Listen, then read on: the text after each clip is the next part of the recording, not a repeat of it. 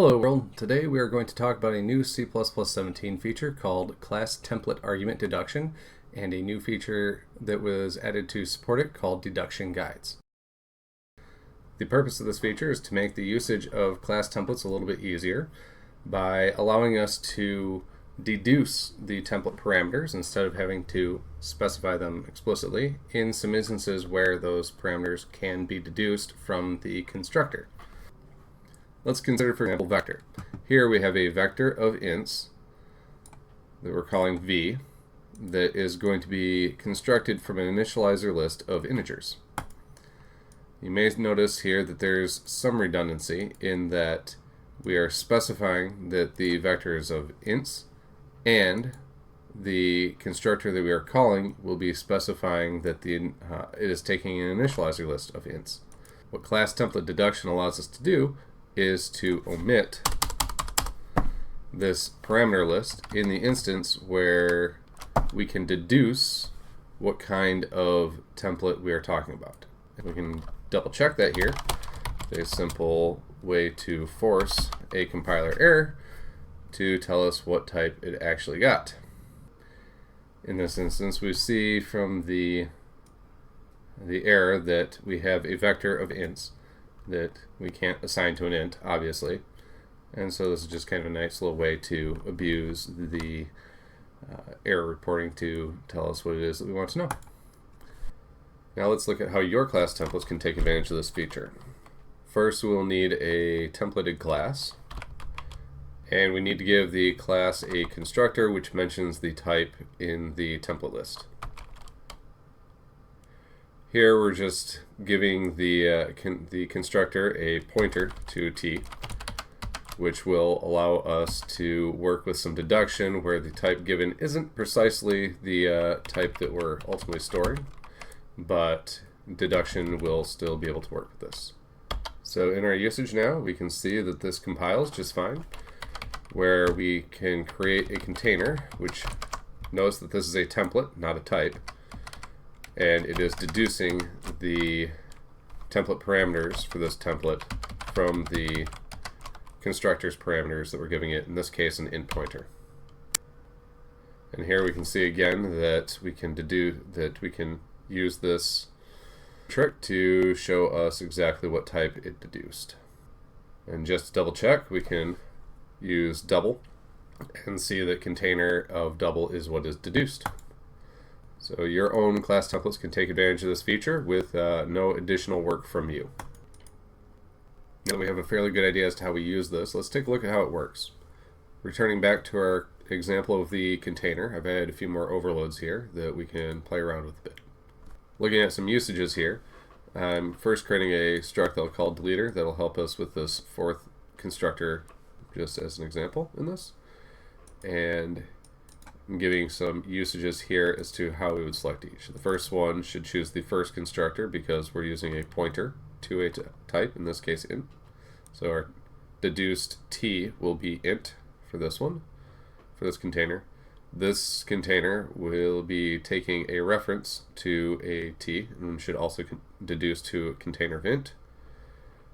Container 3 is deducing again to a container int, this time by the third constructor, and the fourth container should be a container of int also, with using the templated constructor of that takes a second parameter, which is some deleter class. And here I'm creating a deleter and passing that in to invoke that. And we can see that those all still compile.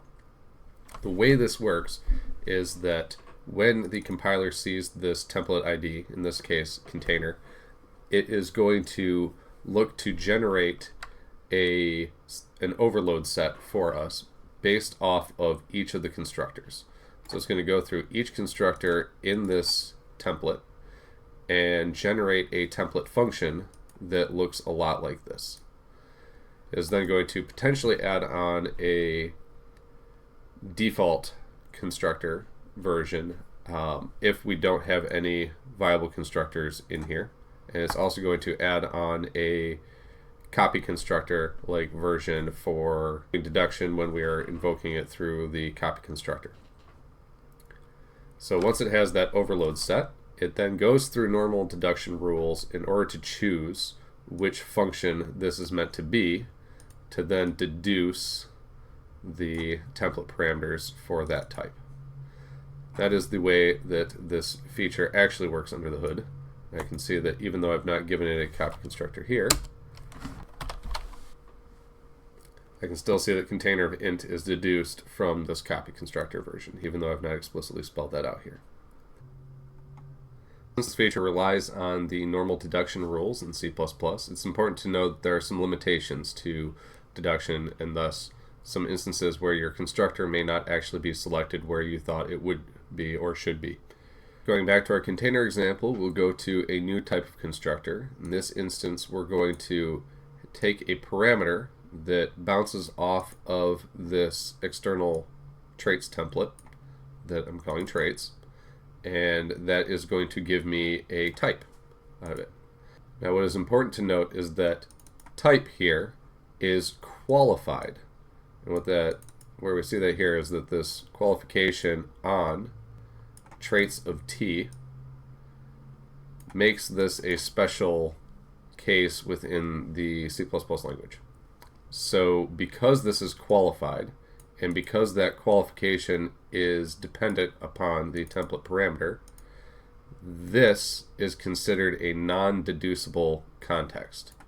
And so we should see that in usage, this will fail.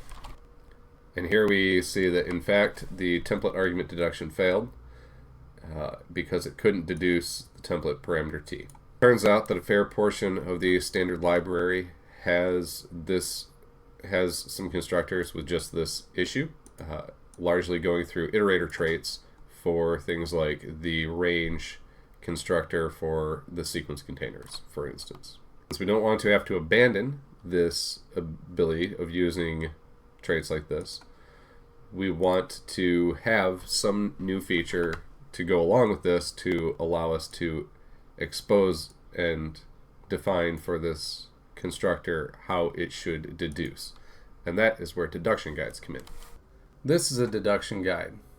What we have is the form of the constructor that we want to match here, mapping to the type that we want to construct. In this instance, if I have a constructor being called with some type t, then I want to construct a container of that type. It's a very simple example, but is here to just illustrate the layout of this new feature. A couple of comments on this. By convention, we always take by value here. That is because there is no performance degradation in any way to taking by value versus by reference, because this is never actually called. This is just used to aid the compiler in deduction. Also, this template must match this template. These must be the same. One other point that I want to make about these, it should be rare that you need to use these, because the language should be taking care of most of your cases for you. There's one interesting case that I wanted to talk about, and it's exemplified by unique pointer within the standard library. And I wanted to show this because it's a decision point that you may wish to keep in mind in the future, and it brings up a fairly interesting text strategy to consider for your own library design. Consider my own naive class here of unique pointer, which is constructed with any sort of pointer itself. Here, using class template deduction, I see that it works for my class. But including unique pointer and testing it out, we see that the same thing does not work. The reason that there's the difference here is because unique pointer in the standard library actually bounces off of an external template, which we can model here also. So let's take a look at that. Now I've made my version of unique pointer look a little bit more like the standards version, and that is that this other argument is the deleter for my memory, which unique pointer is going to use to clean up, and that tells me what my pointer type is. This is how unique pointer in the standard is defined, and that means that this parameter to my constructor is now back to that qualified name on a template parameter issue.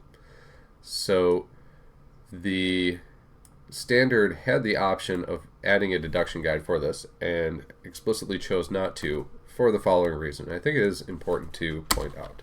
Consider this use case of unique pointer, where I'm actually taking a pointer to some dynamically allocated memory and passing it in. Notice how this is the same regardless of whether I'm constructing one item or 5 items.